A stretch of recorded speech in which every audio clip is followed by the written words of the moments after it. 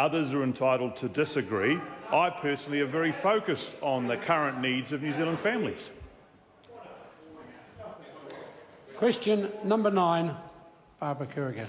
Thank you, Mr Speaker. My question is to the Minister of Revenue and asks, what is the government doing to ensure all companies operating in New Zealand pay their fair share of tax?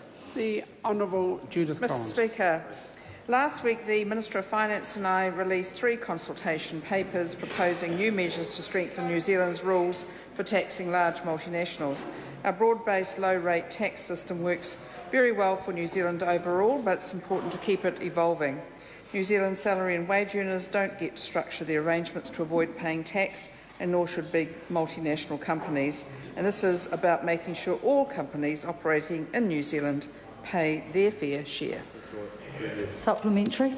Supplementary question, Barbara Kuriger. Thank you. To the Minister, how will the proposals address base erosion and profit sharing? The Honourable Judith Collins. Mr Speaker, base erosion and profit shifting, or BEPS, are tactics used by some large multinationals to minimise their exposure to tax and move profits out of a country.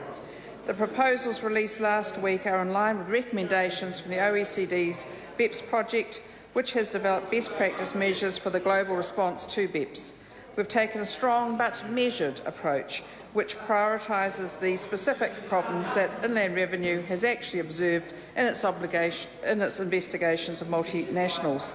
The proposals are aimed at tackling concerns about multinationals shifting profits from their New Zealand sales offshore, even though these sales are driven by New Zealand-based staff, preventing multinationals using interest payments to shift profits offshore, and implementing New Zealand's entrance into an international convention for aligning our double tax agreements with OECD recommendations.